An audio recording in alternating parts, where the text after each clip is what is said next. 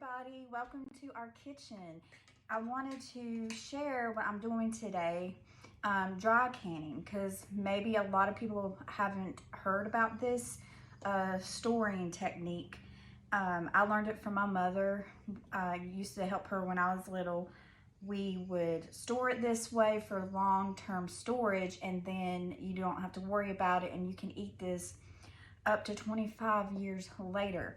So for instance, if you see a good sale on flour, oats, even rice and beans, you can definitely dry can. And the main reason why is that most people are not aware that there could be like a larva or stuff like that in your rice and your flour.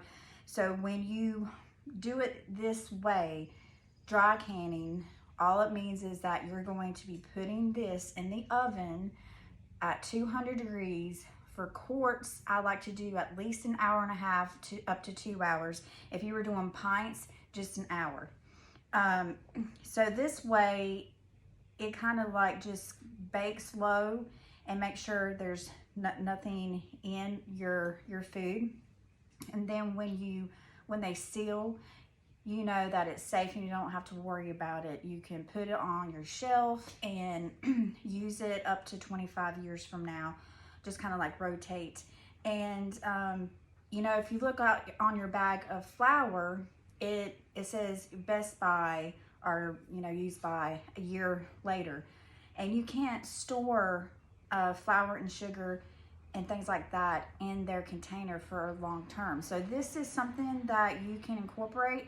It's always good to try to have at least 3 months supply of food and water, medication, and things like that for your family, because you never know what's going to happen. I mean, with the inflation, prices of things in some stores, you see the shelves kind of empty. So I just thought this would be kind of good for you guys to learn, and it's very super easy. It's just taking the time to do it. So I have the oven on 200. What I did this morning was wash all of these jars in the dishwasher.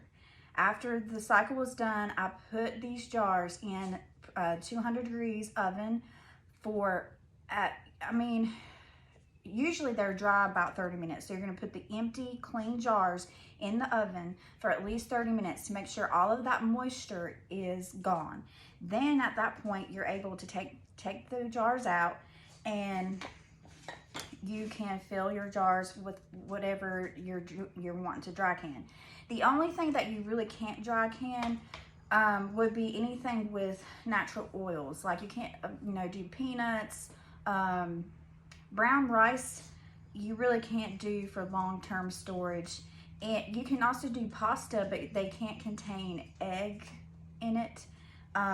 So I have done I've done rice, sugar, flour, any type of dry bean. And then, of course, there was oats on sale, and oats are very nutritious, so that's good just to have on hand. And when they get done, you're gonna pull them out of the oven, and I always boil my lids no matter what I'm doing, but you have to make sure that you dry your lids all the way before you put them onto the jars. For me, I like to just make sure all of my jars seal. That way I know that it's still good. But anyway, so that's what I'm gonna do. I'm just gonna finish this, and I just funnel it in. And we like to do this to keep the bugs and all of that out. And if you had like water damage or something like that, this is gonna be good. And it stores really good. So I think 3 containers of oats, like the big container, did 9, and 3 bags of 5-pound flour did 12 quarts. So that's pretty good. And so all I'm gonna do is pop these into the oven for at least an hour and a half. And then when they come out, I'm going to, the heat from the jars are going to help seal. I've tried it different ways. So I tried putting the lid on while it's baking, and most of them didn't seal. I don't know why, but so I just do that after, let them sit on the counter, and then they should seal. And I wanted to show you, this is what I did the other day or yesterday I posted. I did dill and garlic salmon and teriyaki. Gosh, you scared me.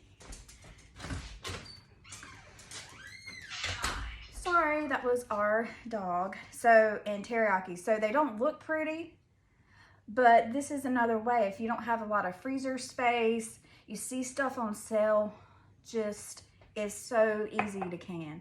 I didn't add any liquid. This is just from the salmon itself, from the process. So pints, you do an hour and 40 minutes. And again, just knowing the basics of canning, you pretty much can can a lot of different good things for your family to enjoy. So I will show you what it looks like after they come out.